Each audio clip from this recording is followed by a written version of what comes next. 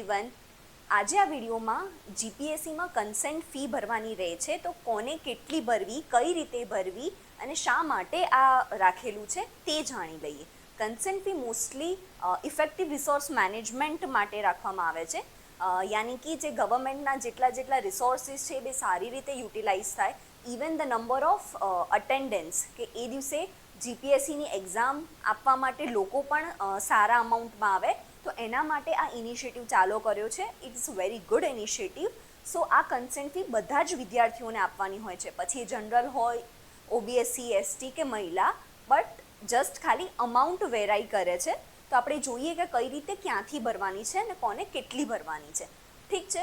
સો consent fee બિન અનામત વર્ગવાળા ઉમેદવાર, મહિલા સિવાયના એટલે કે જનરલવાળા પુરુષોને 500 રૂપિયા કન્સેન્ટ ફી ભરવાની રહે છે.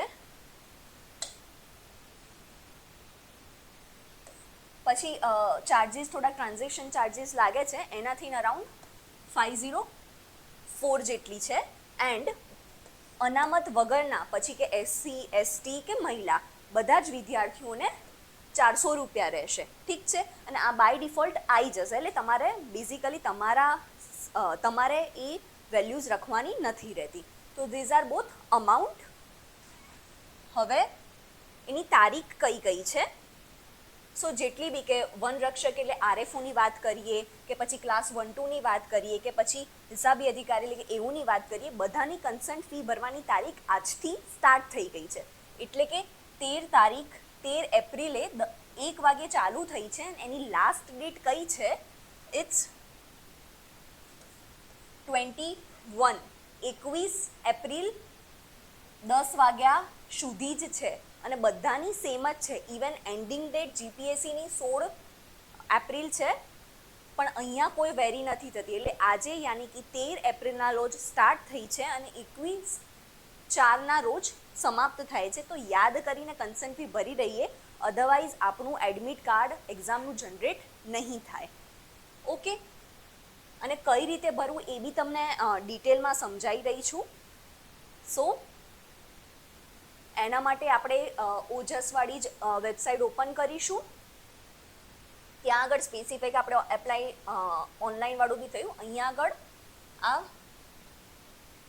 કન્સેન્ટવાળો ઓપ્શન છે એ ક્લિક કરીશું. અહીંયા મલ્ટિપલ એડવર્ટાઇઝમેન્ટ નંબર બી આવી જશે કે એઓનું છે, ક્લાસ 1-2નું છે. આપણે જે એક્ઝામનું કન્સેન્ટ ફી ભરવાની છે બધાની ઇન્ડિવિજ્યુઅલી અલગ અલગ ભરવાની છે.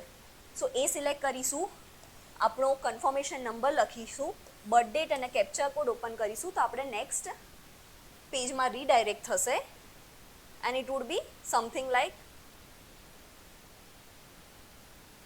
ધીસ, કે અહીંયા તમારું નામ, નંબર આવી જશે બધું અને અહીંયા ડિટેલ્સ લખેલી છે અને નીચે આઈ agree and pay consent deposit વાળો ઓપ્શન છે. અહીંયા ટીક કરીને આ ક્લિક કરીશું.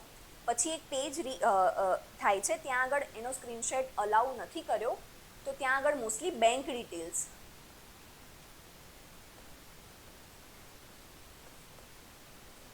કે તમારો નંબર કયો છે, કે આની બ્રાન્ચ છે, સેવિંગ અકાઉન્ટ છે કે કરંટ અકાઉન્ટ, એ બધી ડિટેલ્સ તમારે લખવાની, જેથી કરીને તમારી કન્સેન્ટ ફી એ સ્પેસિફિક બેંક અકાઉન્ટમાં આવશે.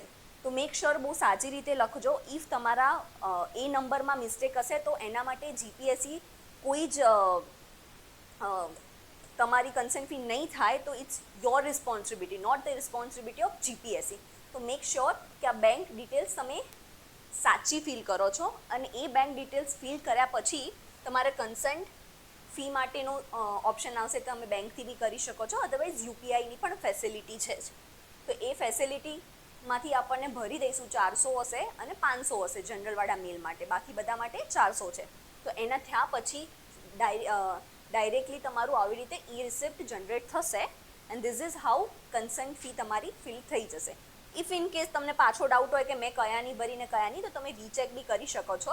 અગેન તમે પાછા કન્સેન્ટ ફી ઉપર જશો અને તમે ઓટીઆરને કન્ફર્મેશન નંબર લખશો ને ત્યાં આગળ, તો આવી રીતે તમારું કન્સેન્ટ ફીવાળું અગેન આવી જશે ને ત્યાંથી તમે ફરીથી પ્રિન્ટ રિસિપ્ટ કરી શકો છો. દેટ મીન્સ કે તમારું કન્સેન્ટ ફી અહીંયા ફિલ થઈ ગઈ છે.